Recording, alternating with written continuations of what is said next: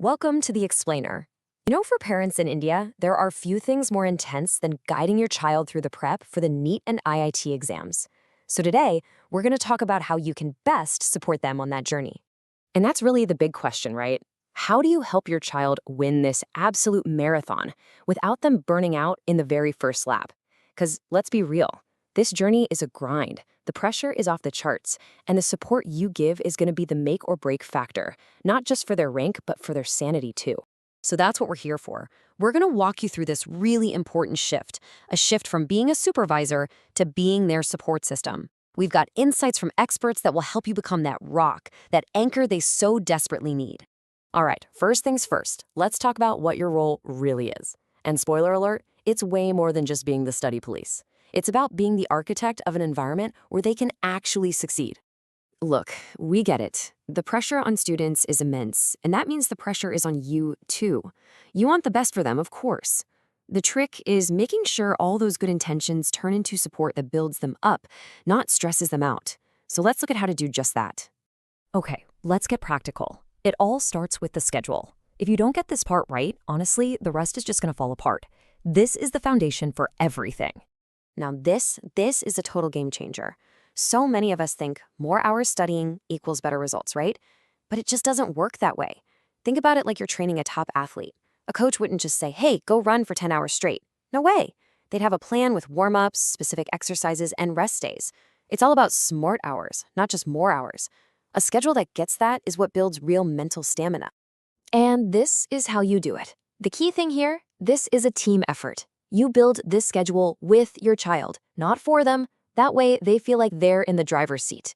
And that little trick of overlapping school and coaching topics? Genius. It makes everything stick better. Oh, and that buffer time? That's your secret weapon. It gives them permission to have an off day without feeling like a failure. Remember, this isn't set in stone. It's a living, breathing plan you tweak together. Okay, so you've got the schedule down. Now we need to talk about protecting the engine that's going to run this marathon, your child's well-being. Because burnout, that's the silent killer of dreams right there. And this is so important. We tell our kids to take a break, but are all breaks created equal? Absolutely not. A real break should be like a pit stop in a Formula One race. It refuels you and gets you back in the game. Think a short walk, listening to some music. But a break spent doom scrolling on social media, that's not a pit stop. That's just draining the battery even more. It can leave them feeling even more exhausted than when they started. And let me be super clear about this. These things here, they are not optional extras. They are the absolute 100% non-negotiables for their brain to work at its best. You can't cram for an exam on 3 hours of sleep and junk food. It just doesn't work. And that last point, a safe space to talk, that's the ultimate emotional safety net. It's what keeps them from completely crashing and burning. All right, we've covered the plan and we've covered health. But what about the fuel for this long journey? I'm talking about motivation and mindset. What keeps them putting one foot in front of the other when that finish line just seems impossibly far away? Because let's face it, this whole thing is a marathon, not a sprint. And just like a real runner, your kid's motivation is going to have good days and bad days. There will be peaks and there will be valleys. And that is completely, totally normal. The first step is just accepting that for you and for them. And this really hits the nail on the head. High standards are good. They give you something to shoot for. But when those standards turn into suffocating pressure, well, pressure paralyzes. It creates so much fear that their brain just kind of shuts down. They can't learn effectively when they're terrified of failing. The words you use matter a lot. When you praise their effort, like, wow, I'm so proud of how hard you worked on that chapter, you're building them up. You're telling them that hard work pays off. But if all you talk about is ranks and why didn't you score as high as so-and-so, you're just piling on the anxiety.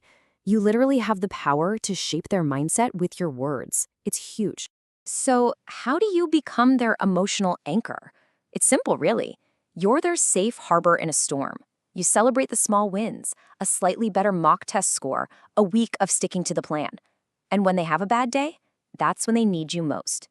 A hug and a "we'll figure it out" is 1,000,000 times more powerful than a lecture. When you believe in them, especially when they don't believe in themselves, that's what teaches them resilience. Okay, this brings us to the big one. The final, and I think most important shift in your mindset. This is where it all comes together. So what does it mean to be a support system? Let's break it down. A supervisor watches over your shoulder. They check boxes. But a support system, they build an environment of trust. They provide emotional security. They focus on the person, not just the performance.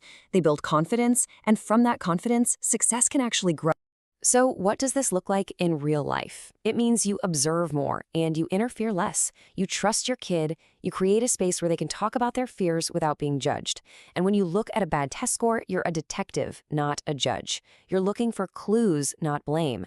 Your number one job is to make sure that home feels like a safe harbor, not just another exam hall. And it all comes down to this one question. When this is all over, when the results are out, who do you want your child to remember?